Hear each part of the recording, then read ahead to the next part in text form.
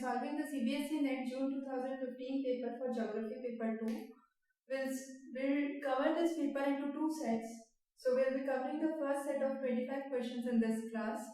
Now most of the questions in this paper were based on factual knowledge and theoretical concepts. So the first question talks about the concept and who proposed the concept. So conventional current theory was given by Holmes. Tetrahedral hypothesis was given by Lothin-Greens. The concept of uniformitism was propounded by Hutton, and peneplain or a kind of low-lying area was given by Davis. So this is a kind of very direct question. The contributor and their contribution is given. So you have peneplain with Davis, that is 2. So there is only one choice that shows this. So the correct answer would be this. Now we will be covering the concepts of each of this theory in the separate sessions in geography that we will be conducting. The next question is, Rhea is an example of. Now there are various submerged uplands. Okay. So the three common ones are Rhea, Dalmatian. We also call these as longitudinal, and Freud's. So these three are the most common submerged upland shorelines. Among all these three, Rhea is made by a valley that is dissected in an upland that is submerged. So it is valley that has been dissected, and it is an example of submerged upland shoreline. The next theory is, who proposed the concept of progressive wave theory of tides? The progressive wave theory of tides was given by Wavell. Wavell in 1833 gave the concept of progressive wave theory of tides, where he talked about the progression of waves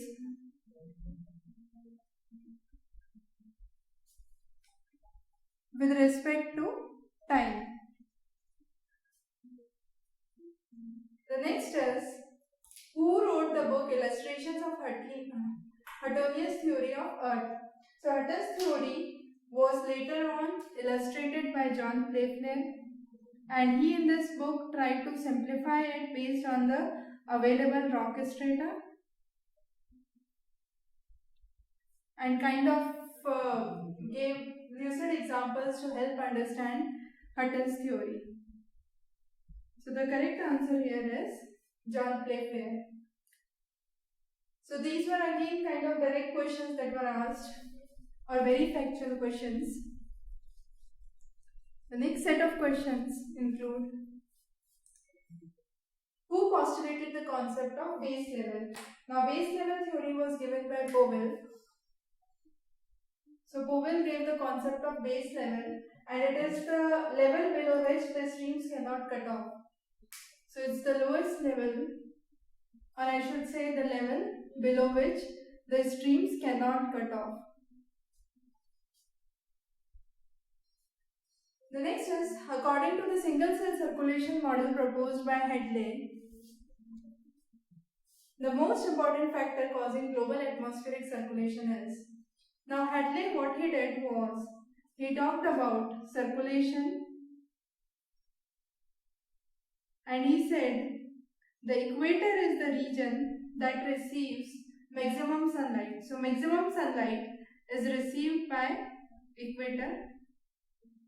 These rays or the sunlight that comes in here heats up the air. That heated air goes up, and here at the poles it subsides, or pole, in other words I could say, is the region that radiates maximum. So it has maximum insolation and that has maximum radiation. That means there is huge contrast of temperature between the equator and poles, and this was the basis of the Hadley's theory. So the correct answer here about the single cell circulation model given by Hadley is temperature contrast between the equator and the poles. The next question is westerlies and trade winds are example of. Now there are winds that are divided into three basic categories: macroscale, microscale and mesoscale. Macroscale winds includes winds that are blowing in large scale or covering a huge landmass like westerlies, trade winds. You have cyclones, anticyclones. Under mesoscale, I can talk about thunderstorms covering a section of region, and microscale are local upwellings in the region, so a kind of gust of wind in a specific region would be an example of microscale circulation. So macro, as the word denotes, big. Meso is a kind of medium, and micro means small. So from the name itself we can say, since westerly and trade winds affect the globe, you consider them under a macroscale wind. So this is the correct answer for. So the correct answer would be 3, that is macroscale here.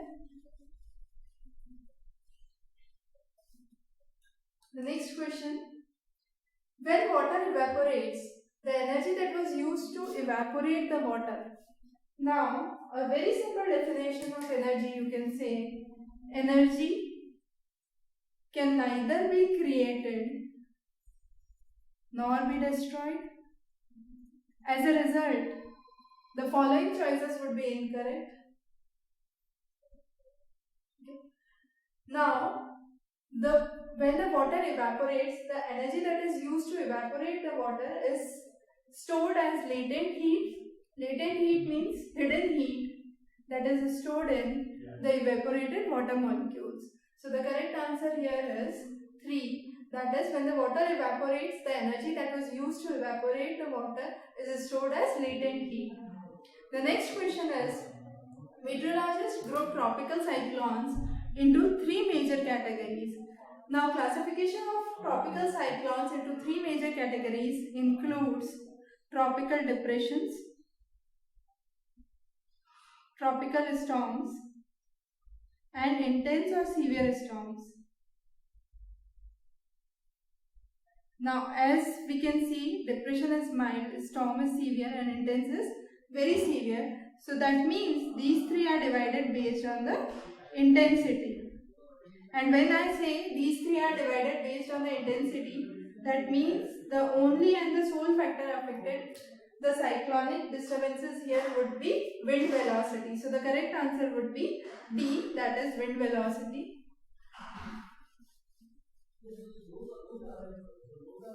The next set of question, you have a given volume of air that holds 20 gram of water vapor. At a given temperature, the water would be saturated with 80 grams of water vapor. What is the relative humidity? Now, when I am saying it's saturated with 80 grams of water vapor, that means the relative humidity is 100%. So when there is 80 grams of water, the relative humidity comes to be 100%. Now I have to calculate the relative humidity when you have 20 grams of water vapor. So 1 gram of water vapor would be 100 by 80, and 20 grams of water vapor would be multiplied by 24. So the correct answer would be 25%. So if there is 80 grams of water vapor, it is 100% saturated. Therefore, when there would be 20 grams of water vapor, the relative humidity here would be 25%. The next question is, surface circulation of ocean water is driven by. Now when we talk about ocean, we talk about the surface layer and the deep surface layers. So deep surface layer include the circulation that is known as thermohaline circulation, and the top layer includes the circulation which is wind driven or driven by blowing wind. Now we have already talked about this class where we have talked about the concept of oceanography. So the surface layer of ocean, the water is affected or the circulation is affected by blowing wind, while the deep layers are affected by thermohaline circulation. Now next is, for the coastal sand dunes formation, the ideal grain size diameter would be. Now when we are talking about diameter, the diameter varies from this. If there is a kind of bigger particles, okay, when there are bigger particles, in simple words, let's understand, if the bigger particles are there, it would be hard for them to blow. If there are very small particles, there would be kind of higher cohesive force. So we require a kind of optimum grain size which is required for coastal sand dune formation, that comes mainly with quartz sand, and that size is usually about 0.025 mm. So the correct answer here is 3, that is 0.025 mm. The next question, you have coastal areas are greatly affected by storm surge. Now storm surge is an abnormal variation in the ocean surface. If the water level in the ocean surface rises, it is known as positive storm surge. If the water level decreases, it is known as negative storm surge. Now these storm surge highly affect the coast of Bangladesh. So the region of India surrounding Bangladesh, that's the West Bengal coast and the Bangladesh coast, is highly affected by storm surge. As a result, you have funnel-shaped structure, you have a bay formation, you have a strong astronomical tides, and all these affect the storm surge. So the correct answer here would be West Bengal coast. The next question is, how many essential nutrients are required by plants to fulfill their growth requirement? Now this is a kind of controversial questions. Some of these would be considered as the controversies because there are various scientists who have talked about some nutrients that are essential and others they have not classified as essential. So here is the list of the nutrients that we consider as essential nutrients. So you have the macronutrients and the micronutrients. The year they were considered as essential nutrient and the author who considered them as essential nutrients. Now you have carbon, hydrogen, oxygen, nitrogen, phosphorus, potassium, calcium, magnesium and sulfur as the essential elements. So these are, you have 9 macro essential elements that are required by plants. And the next list talks about micronutrients, that is iron, zinc, manganese, copper, boron, molybdenum, silicon, sodium, chlorine, nickel, cobalt and vanadium. Now of these, sodium and chlorine are sometimes considered as macronutrient and silicon is considered as a quasi-essential nutrient. So if we consider all of these, the total comes to be 21. But since silicon is considered as the quasi-essential nutrient, among these you have 20 as the choice. So 21 was not the choice. And since silicon is considered as quasi-essential, the correct answer here would be 21 minus 1, that's 20. The next question is, mesophytes are predominant in. Now based on the water requirement, you can classify plants into 3 basic categories. You have xerophytes, mesophytes and hydrophytes. Xerophytes are the plants that grow in the areas that require scarce water or very low water. Mesophytes require optimum water and hydrophytes require abundant water supply. Now mesophytes are best grown in temperate region, or temperate region I could say is the best example to show maximum presence of mesophytes. The next question here is, who is regarded as the father of human geography?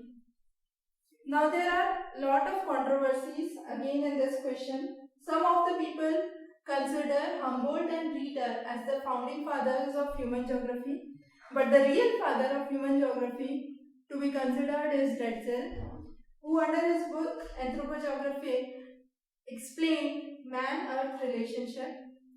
The next question talks about the various approaches in geography and the contributors. You have welfare approach given by Smith. You have behavioral approach given by Crick.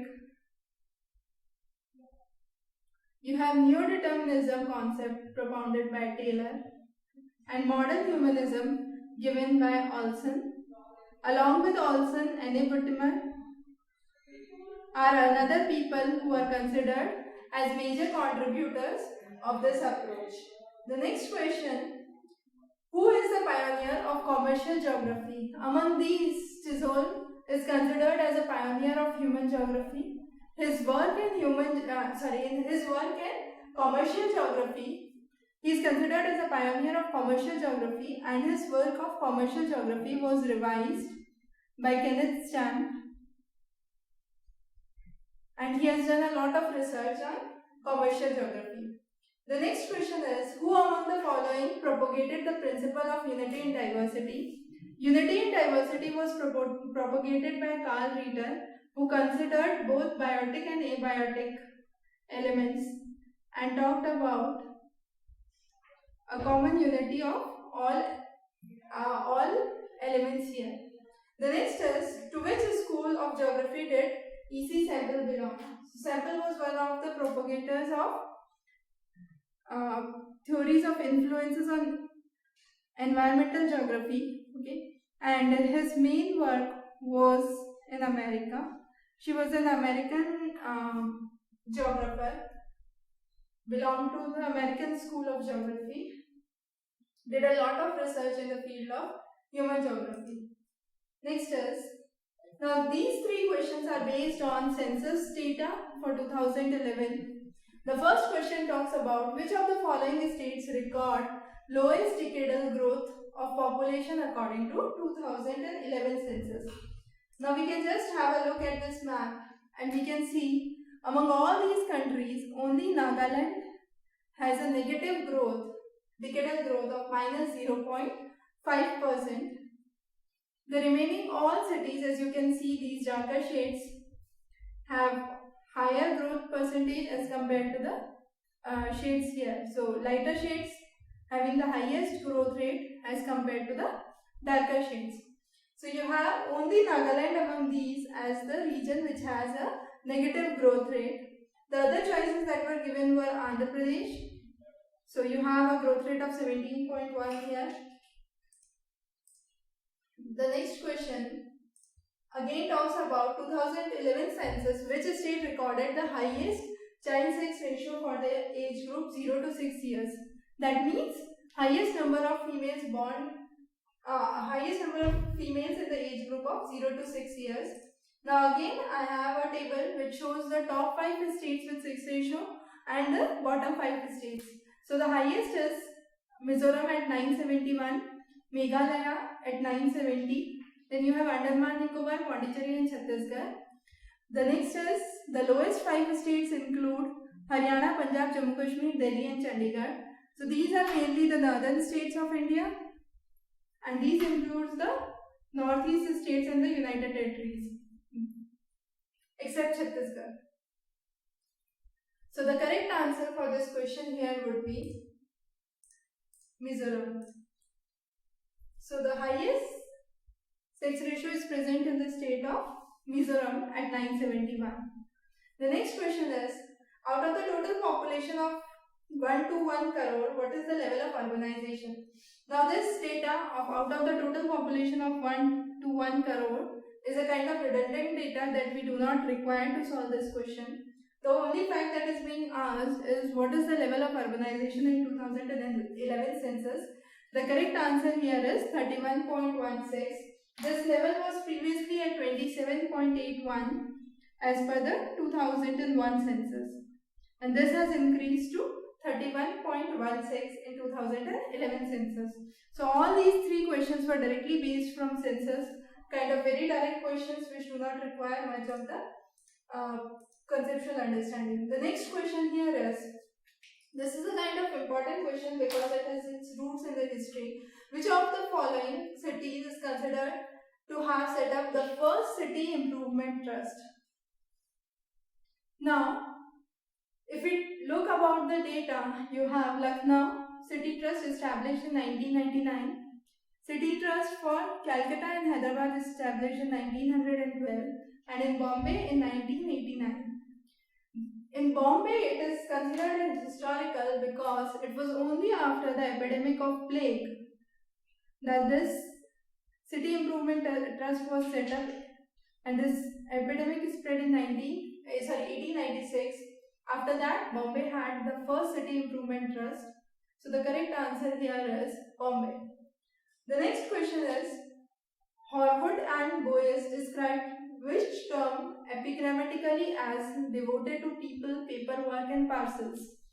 Now, Horwood and Boyes are known for their core frame theory.